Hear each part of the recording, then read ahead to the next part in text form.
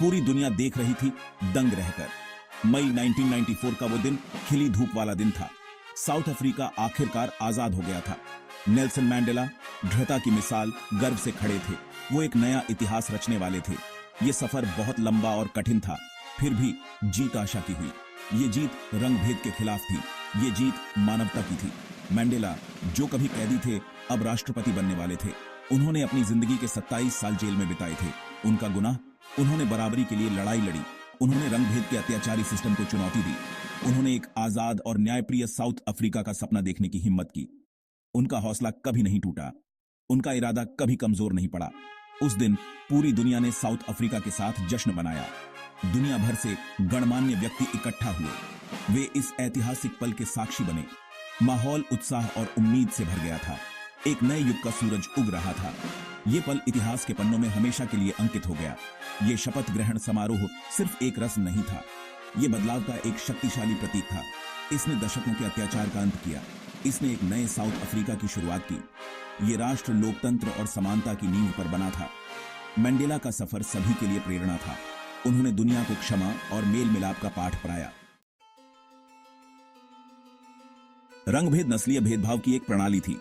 यह प्रणाली दक्षिण अफ्रीका में गहरे तक जड़ें जमा चुकी थी और इसका उद्देश्य काले और गोरे लोगों के बीच एक स्पष्ट और कठोर विभाजन बनाए रखना था।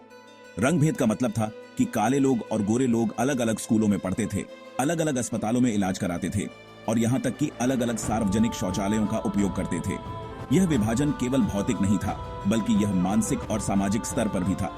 इसे साउथ अफ्रीका में 1948 से 1974 तक लागू किया गया था। इस अवधि के दौरान सरकार ने कई कानून बनाए जो काले लोगों के अधिकारों को सीमित करते थे और उन्हें समाज के निचले पायदान पर रखते थे। इन कानूनों के तहत काले लोगों को अपने ही देश में दूसरे दर्जे का नागरिक बना दिया गया था। उन्हें वोट देने का अधिकार नहीं था और वे उच्च शिक्षा प्राप्त नहीं कर सकते थे। यह सिस्टम इस मान्यता पर आधारित था कि गोरी चमड़ी वाले अल्पसंख्यक श्रेष्ठ हैं। गोरे लोग सत्ता में थे और उन्होंने अपने फायदे के लिए कानून बनाए। वे मानते थे कि काले लोग उनसे कमतर हैं और उन्हें समाज में नीचा स्थान दिया जाना चाहिए। इस विचारधारा ने काले लोगों के जीवन को बहुत कठिन बना दिया था। काले लोगों को उनकी ही जमीन पर दुय्यम दर्जे का नागरिक माना जाता था। उन्हें अपने ही देश में अजनबी की तरह महसूस कराया जाता था।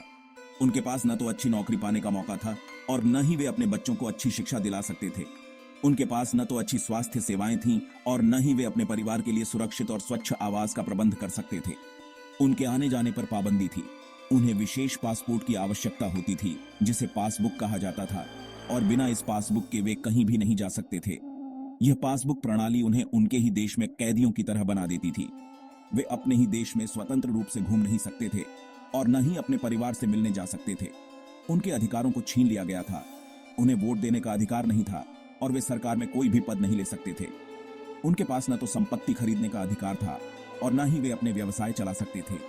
उनके पास न तो न्याय पाने का अधिकार था और न ही वे अपने अधिकारों के लिए आवाज उठा सकते थे। उन पर अकथनीय अत्याचार किए गए। उन्हें बिना किसी कारण के गिरफ्तार किया जा सकता था और उन्हें बिना किसी मुकदमे के जेल में डाल दिया जाता था। उन्हें पुलिस की बर्बरता का सामना करना पड़ता था और उनके साथ अमानवीय व्यवहार किया जाता था।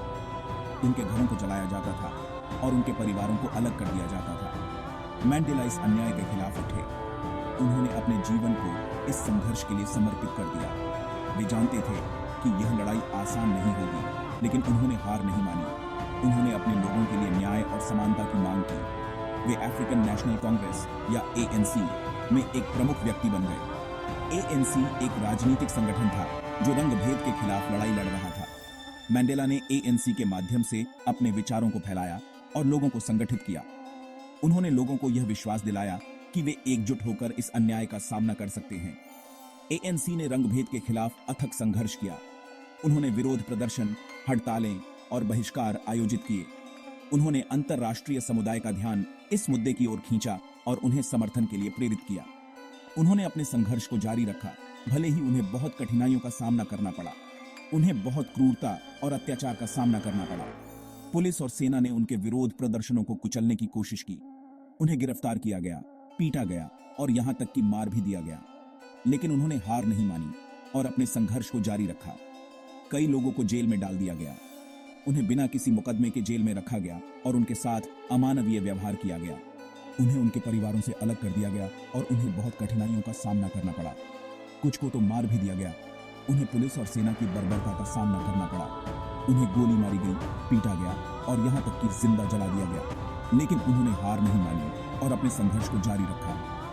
फिर भी प्रतिरोध की भावना कभी नहीं मरी। लोगों ने अपने अधिकारों के लिए लड़ाई जारी रखी। उन्होंने अपने संघर्ष को जारी रखा, भले ही उन्हें बहुत कठिनाइयों का सामना करना पड़ा। उन्होंने अपने सपनों को कभी नहीं छोड़ा और अपने संघर्ष को जारी रखा। मैंडेला की आवाज उम्मीद की किरण बन गई। उन्होंने लोगों को यह विश्वास दिलाया कि वे इस अन्याय का सामना कर सकते हैं और अपने अधिकारों के लिए लड़ सकते हैं। उन्होंने लोगों को प्रेरित किया और उन्हें एकजुट किया।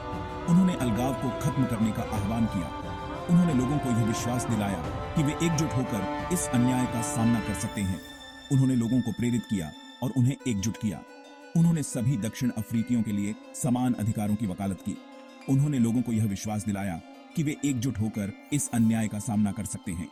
उन्होंने लोगों को प्रेरित किया और उन्हें एकजुट किया। उनका संदेश पूरी दुनिया में गूंज उठा। उन्होंने अंतर्राष्ट्रीय समुदाय का ध्यान इस मुद्दे की ओर खींचा और उन्हें समर्थन के लिए प्रेरित किया। उन्होंने लोगों को यह विश्वास दिलाया कि वे एकजुट होकर इस अन्याय का सामना कर सकते हैं।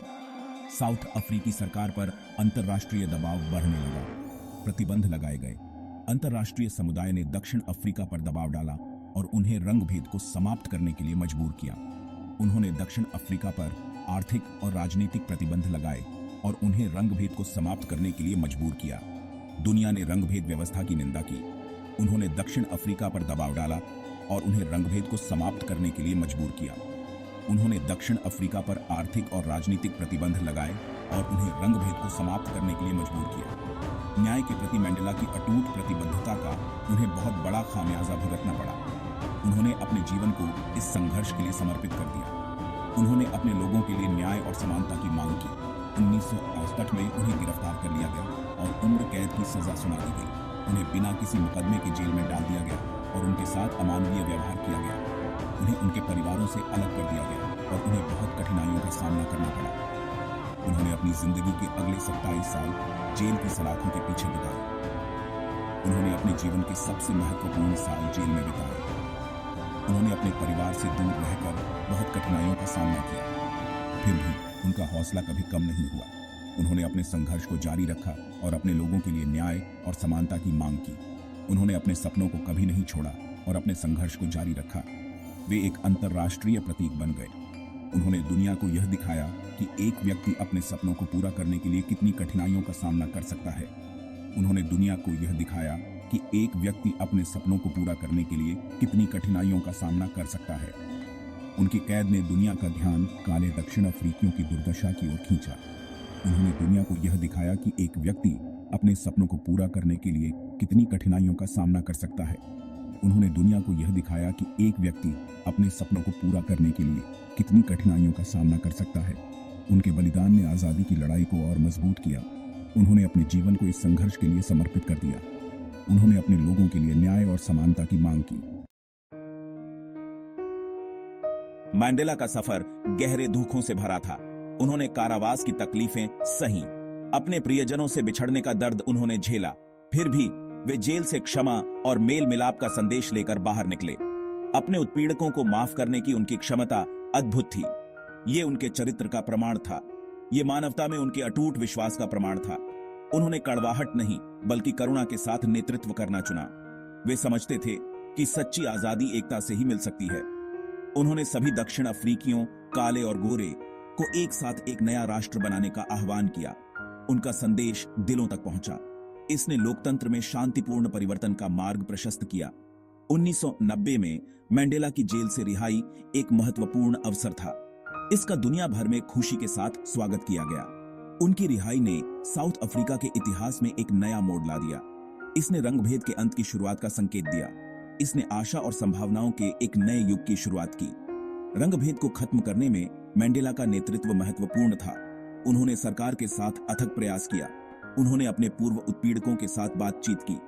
उन्होंने देश को अपने पहले बहुनस्लीय लोकतांत्रिक चुनावों की ओर अग्रसर किया। शांति और मेल मिलाप के प्रति उनकी प्रतिबद्धता अटूट थी। वे जानते थे कि उपचार का रास्ता लंबा और कठिन होगा, लेकिन वे यह भी जानते थे कि एक न्याय संगत और समतामूलक साउथ अफ्रीका के लिए यही एकमात्र रास्ता है। दुनिया सांसें रोककर देख रही थी जब साउथ अफ्रीका अपने पहले लोकतांत्रिक चुनावों के लिए तैयार था। यह देश के इतिहास का एक महत्वपूर्ण क्षण था। पहली बार सभी दक्षिण अफ्रीकियों को नस्ल की परवाह किए बिना वोट देने का अधिकार होगा। उत्साह स्पष्ट था। लोग घंटों लंबी कतारों में खड़े रहे। वे अपना कड़ी मेहनत से हासिल किया हुआ अधिकार का उपयोग करने के लिए दृढ़ थे। नतीजे आने पर पूरी दुनिया ने सांसें रोक लीं। मंडेला के नेतृत्व वाली एएनसी ने भारी जीत हासिल की। यह बदलाव के लिए एक जबरदस्त जनादेश था। यह लोकतंत्र की जीत थी। यह आशा और दृढ़ता की शक्ति का प्रमाण था। शपथ ग्रहण समारोह आजादी का जश्न था। हर वर्ग के लोग एक साथ आए। वे सड़कों पर नाचते और गाते थे। माहौल इलेक्ट्रीफाइंग था। दुनिया ने मानव भावना के लचीलेपन पर अचंभा किया। मंडेला का शपथ ग्रहण समारोह एक राजनीतिक घटना से कहीं बढ़कर था। यह हर जगह उत्पीड़ित लोगों के लिए आशा का प्रतीक था। इसने दुनिया को दिखाया कि बहुत बड़ी विपत्ति का सामना करने पर भी बदलाव संभव है। इसने क्षमा और मेल मिलाप की शक्ति का प्रदर्शन किया। यह उस दुनिया में प्रकाश की किरण थी जो अक्सर अंधेरे में डूबी रहती है।